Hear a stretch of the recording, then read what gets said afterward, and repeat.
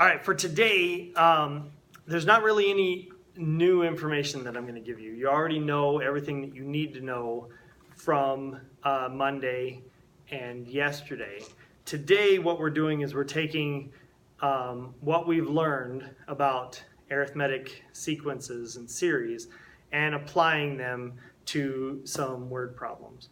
So what I'm going to do today is just show you how to do one of the word problems and then let you work on the rest of these yourself.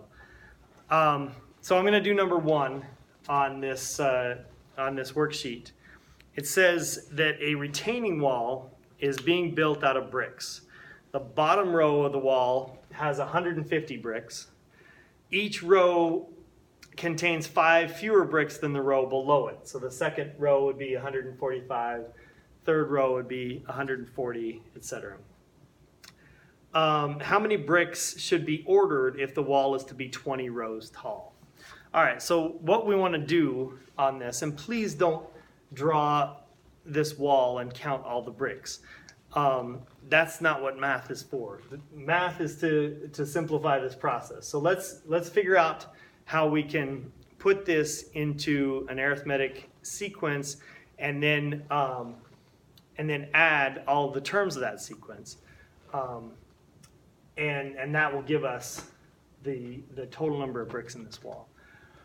All right, so the first thing we need to do is to write an arithmetic sequence.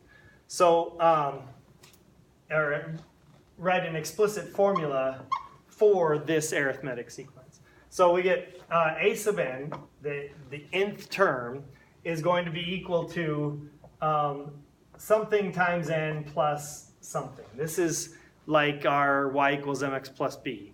Remember this, the m was slope and the b was slope or the y-intercept, and that's essentially what we're doing with this formula.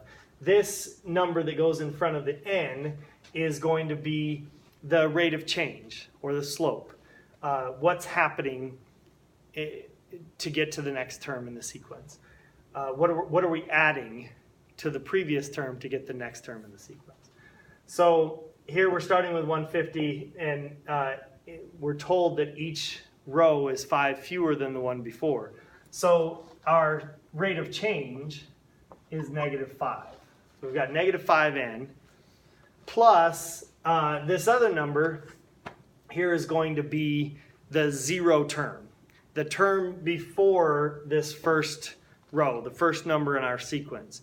And if you think about it in terms of y equals mx plus b, remember this b was the y-intercept, where our line crossed the y-intercept, and that's where x equals 0. So we want to find where n is equal to 0. Now on our wall, there's not a 0th row of bricks, but we can figure out how many would be in that row just by taking this pattern and continuing it down one more. So we can see that this is the first row, the second row, the third row. We're going all the way up to the 20th row. The 0 row, if we continue this pattern this way, from 140, 145, 150, the 0 row would be 155. So that's what number goes here. So that is our explicit formula for this arithmetic sequence. A sub n equals -5n plus 155. All right, so now that we've got this, we can use our sigma notation to add up all the numbers in this series.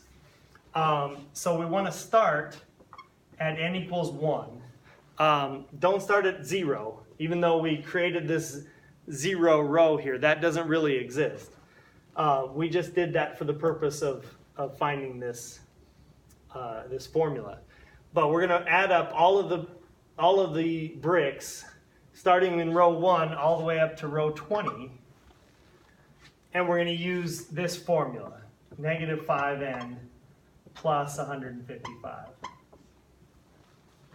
And then you can plug that into your calculator, just like that, n equals 1 to 20 of negative 5n plus 155. Plug that into your calculator, you should get 2050. And that's going to be your answer. Good luck on the rest of these.